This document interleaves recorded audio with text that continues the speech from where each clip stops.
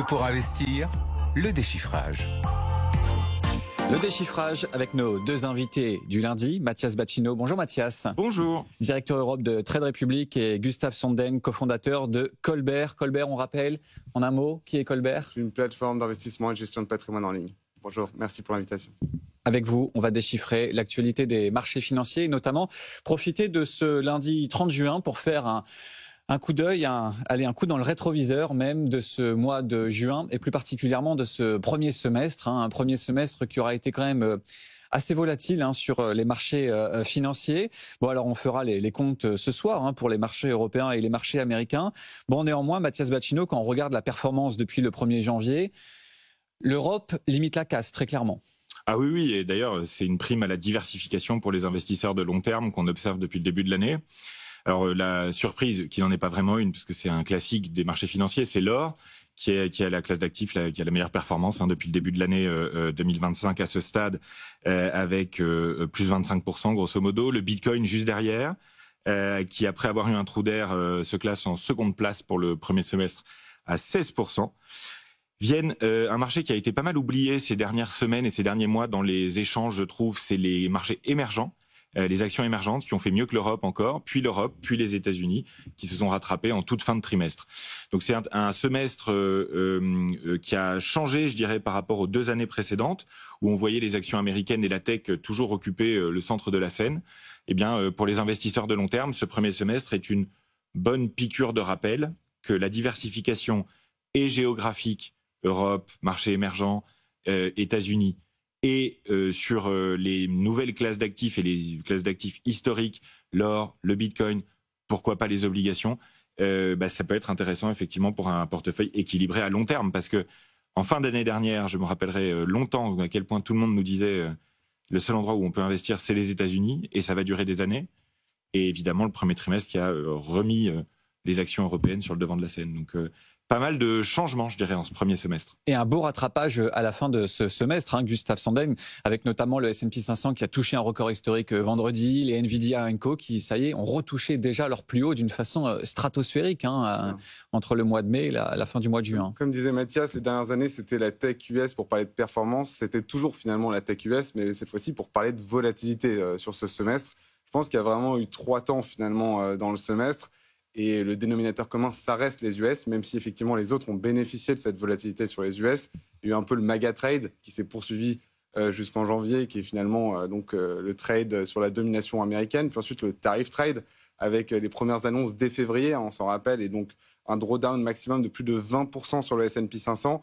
On parle de crack, je crois, sur ces niveaux-là. Donc on s'est quand même fait un petit peu peur. Et puis finalement, le taco trade dans lequel on est toujours, c'est-à-dire Trump always chicken out, donc le fait que les marchés ne croient pas vraiment dans ce que dit Donald Trump, ou en tout cas sa capacité à aller au bout. Et donc on va voir dans les jours à venir, puisqu'on arrive au bout finalement de cette trêve qui avait donné lieu à ce chicken out, on va voir si effectivement il chicken out ou si finalement il va au bout de ces annonces qui avaient quand même surpris. En février, beaucoup d'observateurs ne pensaient pas qu'il allait annoncer des tarifs de ce niveau-là. Et puis finalement, il est quand même allé au bout sur ses premières déclarations. Donc à mon avis, on va rentrer dans une nouvelle séquence. Mais voilà, ces 3 séquences, à mon avis, résument relativement bien le trimestre. Et nous le verrons dans le journal de 11h, notamment le Canada qui a annoncé cette nuit sa taxe GAFA, après déjà le Royaume-Uni il y a quelques semaines, et puis surtout Scott Bessent, qui au final a toujours été plus modéré que Donald Trump, Mathias Bacchino, mais qui dit maintenant, bon, si c'est pas le 9 juillet, c'est pas très grave. Donc il y a quand même une certaine forme de souplesse de l'administration Trump. C'est la négociation qui l'exige, et il négocie depuis le 2 avril, c'est une négociation. Donc là, on rentre dans une nouvelle phase de cette négociation. Je ne serais pas étonné de voir Donald Trump se montrer particulièrement dur envers l'Union européenne. Il a exprimé à plusieurs reprises des points de vue extrêmement agressifs envers l'Union européenne. On sait que Elon Musk avait fait une incursion sur la scène politique européenne aussi. Donc, pour ces raisons de politique, je dirais, et d'idéologie, je ne serais pas surpris de voir Donald Trump se montrer très dur envers l'Union européenne. C'est difficile à regarder, je pense, quand on est un citoyen européen, parce qu'on voit quand même l'Union européenne être relativement affaiblie sur le front géopolitique ces dernières semaines, absent des discussions aussi bien sur le front ukrainien que sur le front du Proche-Orient. Donc c'est une période, à mon avis, de confrontation qui s'ouvre. Alors oui, vous avez d'autres enjeux de politique intérieure aux États-Unis, entre autres sur le budget américain et sur la loi fiscale américaine, qui nécessite sans doute que Trump préserve un peu l'économie américaine. On va avoir aussi un élément essentiel dans les jours qui viennent, c'est le début de la saison de publication des résultats d'entreprises. Donc on va voir peut-être les premières entreprises annoncer des moments difficiles à cause de la hausse des tarifs douaniers déjà, ce qui pourrait être une pression négative pour Trump sur la négociation avec l'Europe. Donc il joue entre des forces contraires comme ça, entre sa volonté de durcir le ton avec l'Europe et de l'autre côté, les contraintes de politique intérieure aux États-Unis, où il est obligé quand même de préserver l'économie américaine malgré tout. Je le disais ici en avril, le seul bras de fer que Trump ne peut pas se permettre de perdre, c'est avec le consommateur américain. Il doit garder le soutien du consommateur américain et il ne faudrait pas que ces politiques tarifaires viennent abîmer trop la consommation américaine. Donc on va rester vigilant là-dessus pendant l'été. On ne peut pas exclure que les 2 semaines qui viennent soient assez tendues de nouveau. Hein. Donc si c'est le cas, avec des déclarations fracassantes, c'est toujours pareil, attention aux mouvements de marché extrêmes, attention à ne pas prendre de décisions trop erratiques, et si vous faites du trading, attention à réduire les tailles de position. Assez intéressant de voir que l'euro-dollar est revenu sur ses niveaux de 2021. Hein. 1,17, ça va être intéressant d'ailleurs de regarder comment les entreprises ont vécu ce premier semestre avec un dollar assez affaibli. Et puis c'est également intéressant de voir, si on continue de faire un petit peu le bilan de ce premier semestre, comment au final cette parité euro-dollar elle a pu entacher la performance de Wall Street, parce qu'on passe son temps à dire oui, le S&P 500 est sur un plus haut. Oui, mais en fait, Gustave Sonden, si vous avez acheté le S&P 500 en début d'année, vous êtes pas sur un record historique en euros. Non, pas du tout. Effectivement, ça crée un décalage du point de vue des investisseurs dénominés en euros. On attend justement cette reprise et finalement, on ne la voit pas tout à fait parce qu'il y a quand même une vraie dévaluation de la monnaie. Une dévaluation de la monnaie qui met aussi un peu plus la pression sur les États-Unis, qui voit ces taux se maintenir. Et là encore, on entend souvent Donald Trump faire pression sur la Fed pour justement essayer de réduire les taux. Et en même temps, effectivement, un dollar qui se dévalue, qui perd de sa valeur. Donc un double effet finalement qui rend la charge de la dette américaine toujours plus lourde, alors qu'on a une très belle proposition de loi, je crois, Big Magnificent Bill qui arrive et qui justement ne rassure pas tout à fait les investisseurs sur la dimension fiscale. Donc on n'est pas certain en fait de sortir de cette configuration qui maintient le dollar assez bas, le tout avec des taux relativement hauts, donc une configuration qui met la pression. Effectivement, pour nous, investisseurs, humbles investisseurs en euros, on le voit effectivement dans les prix, puisqu'on n'a pas du tout repris les niveaux d'avant janvier 25. Et comment aujourd'hui un auditeur téléspectateur peut se couvrir, Mathias Bacchino, par rapport à cela ? Parce qu'aujourd'hui, si un auditeur téléspectateur pareil a acheté une valeur en dollars, au final, il sous-performe aujourd'hui. Alors, ce qu'il faut dire déjà, c'est que pour l'immense majorité des investisseurs individuels, c'est très difficile de penser à une couverture sur la devise. C'est le Forex, les devises de manière générale, c'est un marché qui est beaucoup plus difficile à appréhender. Il y a peut-être des ETF, non Et il y a des solutions qui existent pour celles et ceux qui veulent complètement annuler la dimension de devise en fait dans leurs investissements avec des ETF qu'on appelle couverts contre le risque de change. Donc ça existe effectivement. C'est pas toujours facile à lire, mais ça existe. Donc s'il y en a qui souhaitent investir soit en dollars directement, soit en euros, mais couverts contre le risque de change, c'est possible, ça existe. On appelle les ETF hedgés et voilà, c'est une solution effectivement, mais à l'heure actuelle, c'est quand même très difficile de lire la politique monétaire de Donald Trump et des États-Unis de manière générale. Donc, bien malin, qui peut dire où va aller l'euro-dollar dans les semaines et les mois qui viennent. Avec notamment le destin de Jérôme Powell, qui est perpétuellement remis en doute ces dernières semaines, avec notamment Donald Trump qui réfléchit à nommer, d'après le Wall Street Journal, son successeur dès la rentrée. Un mot quand même du Bitcoin, parce que si Wall Street est sur des plus hauts, ça a également profité à la crypto. On a un Bitcoin qui est proche de son record historique ce matin, avec notamment les flux qui reviennent très massivement, Gustave, sur la crypto, notamment sur le Bitcoin en particulier. Moi, je trouve ça très intéressant. C'est que finalement, le Bitcoin est souvent porté par le contraire de ce pourquoi il a été créé, c'est-à-dire la centralisation des actifs versus la décentralisation de la propriété, qui était quand même son principe de base. Et effectivement, c'est le flux ETF, notamment, qui est presque au plus haut historique, qui porte le Bitcoin. Et on avait aussi noté la semaine dernière, et je l'ai relu d'ailleurs cette semaine, qu'il y a un autre effet qui est en train de se produire, c'est aussi la trésorerie des entreprises. Donc il y avait d'abord la vague institutionnelle des investisseurs, et ensuite maintenant il y a la vague corporate qui commence à représenter une part non négligeable du Bitcoin. On est autour de plus de 3,2-3,4% de la détention globale de Bitcoin qui est dans les entreprises, avec le fameux exemple de MicroStrategy évidemment, mais qui est suivi de plus en plus par d'autres. Tesla, on en a parlé, mais un certain nombre d'entreprises un petit peu plus confidentielles. Donc là encore, un Bitcoin finalement presque au plus haut, mais porté finalement par des acteurs institutionnels et corporate. Ça, c'est quand même assez surprenant, puisqu'on l'a vu malheureusement dans les scénarios plus tendus de marché, là où il aurait pu jouer son rôle de valeur refuge, donc décorrélé, il a été moins présent en revanche, et une sensibilité plutôt négative par rapport aux événements, par exemple géopolitiques, qu'on a pu observer ces derniers temps, là où on aurait peut-être souhaité, en tout cas ces aficionados auraient souhaité peut-être qu'il joue son rôle de valeur refuge. Malheureusement, on l'a pas trop vu. Donc finalement, Wall Street et les corporates servent plus le Bitcoin que les stress géopolitiques. 1,8 milliard de dollars d'entrées nettes ont été enregistrés la semaine dernière sur cette ETF spot Bitcoin. Vous les voyez, vous, ces flux chez Trade Republic, notamment sur le Bitcoin ? Alors oui, effectivement, c'est vraiment...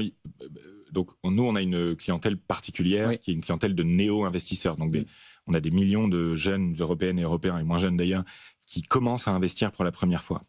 Donc on n'est pas sur une population d'investisseurs très avertis.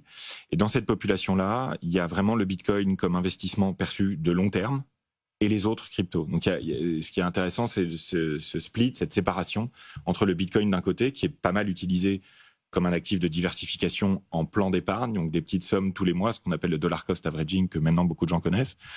Donc oui, on le voit. Et le Bitcoin est petit à petit, ces 2 dernières années, rentré dans les plans d'épargne favoris des clients européens chez Trade Republic, avec les grands indices boursiers, évidemment, le MSCI World en tête, le S&P 500, l'Eurostoxx 50.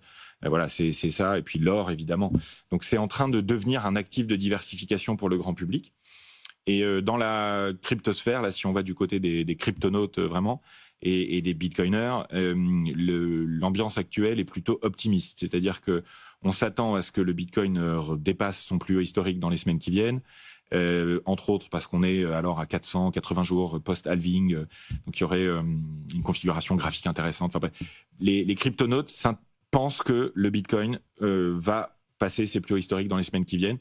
Et comme c'est un actif où la conviction joue un rôle important encore aujourd'hui, c'est intéressant de voir comment les particuliers vont réagir, alors que les institutionnels et maintenant les corporates sont rentrés quand même assez fortement.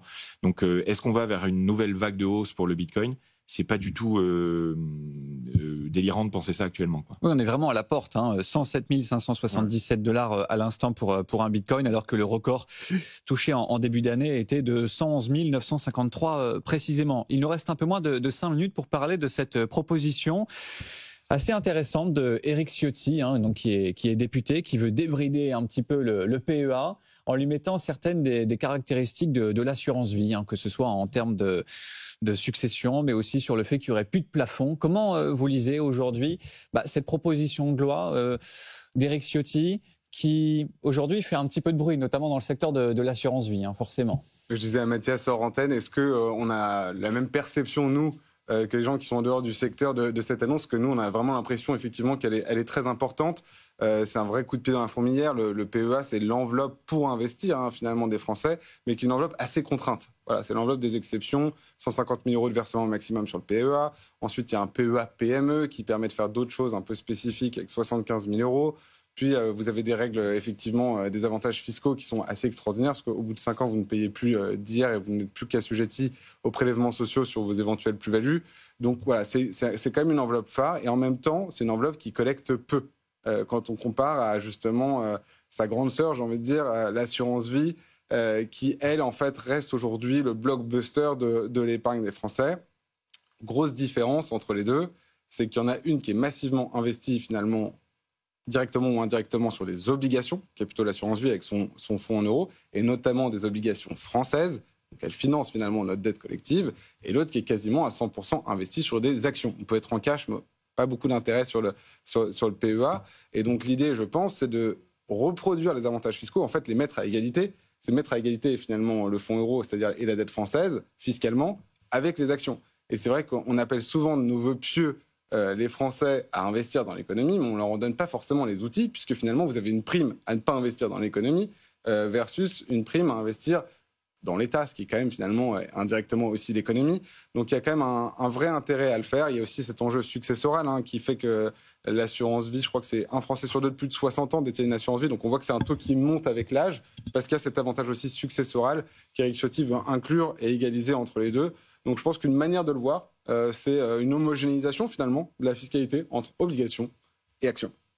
Et surtout la disparition du PEA-PME qui, quand même, Mathias Bacchino, est un flop total. Alors oui, des produits financiers, des enveloppes financières qui ont été lancées par les pouvoirs publics, mais qui sont trop complexes pour être adoptées massivement, ça, il y en a énormément à l'échelle européenne, en France. Bon. La première chose qu'on peut dire, c'est que cette proposition de loi ne verra pas le jour. Le lobby de l'assurance vie étant très puissant en France, pour les raisons que Gustave, parce que l'assurance vie finance aussi l'économie française, soutient l'économie française. Donc c'est pas possible que ça voie le jour en l'état. Les lobbies professionnels sont trop puissants en France et en Europe. Et puis il n'a pas de majorité en plus. Voilà. Par ailleurs, il n'y a pas de majorité au Parlement. Donc voilà. En quoi c'est intéressant ? C'est intéressant parce que cette proposition de loi intervient dans un contexte qui est celui de la SIU, la Saving and Investment Union, l'Union de l'épargne et de l'investissement en Europe, nouveau projet porté par la commissaire Albuquerque, au niveau de la Commission européenne, qui vise à créer, sinon un label, au moins peut-être un produit d'épargne européenne, qui s'inspirerait du PEA.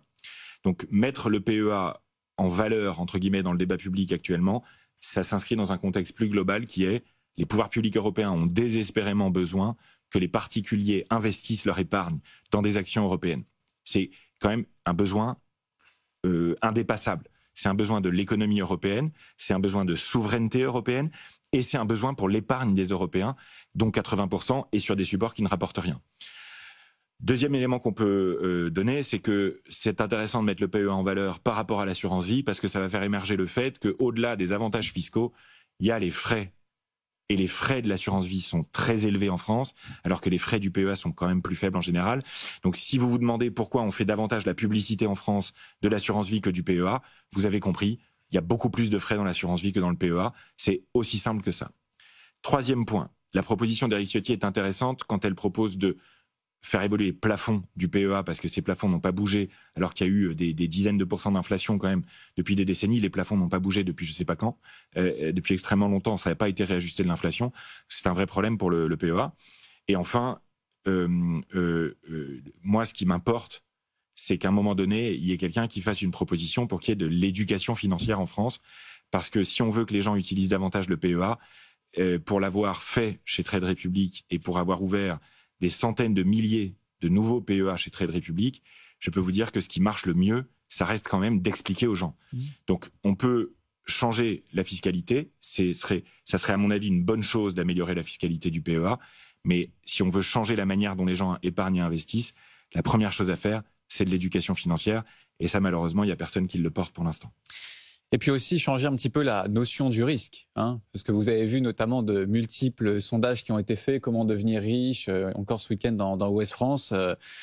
En fait, la plupart des personnes estiment que la bourse, c'est le meilleur moyen de perdre de l'argent. Donc, il faut... La première réponse, c'était plus de 50% investir dans l'immobilier. Et la bourse, c'était seulement 15-20%. Comment devenir riche ? La bourse, c'était seulement 15-20%. Le mot de la fin, Gustave Sonden, par rapport à cette histoire de PEA ? Je pense que c'est une bonne explication aussi du succès de l'assurance vie relativement au PEA. C'est qu'on peut notamment investir dans l'immobilier. On peut investir dans des produits dits à capital garanti. Et donc, ça reflète bien aussi notre niveau d'éducation, notre appétence au risque, vous l'avez très bien dit, mais ça se voit dans les chiffres. Quand on compare la collecte du PEA et celle de l'assurance vie sur les dernières années, c'est simple, il y en a un qui collecte à peu près 70 milliards d'euros, l'autre qui est en décollecte nette. Donc, il y a un écart qui est abyssal. Et quand on regarde la composition de la collecte, on voit bien que ce qui collecte, c'est plutôt ce qui n'est pas coté en bourse. Donc, dans les grandes masses, encore aujourd'hui, en France, les dynamiques de collecte ne se font pas sur les marchés actions. Et effectivement, si on veut un jour s'offrir une retraite plus par capitalisation, ça va être difficile à maintenir. Merci beaucoup, messieurs, pour ce déchiffrage de ce lundi 30 juin. Mathias Bacchino, directeur Europe de Trade Republic, et donc Gustave Sonden, cofondateur de Colbert.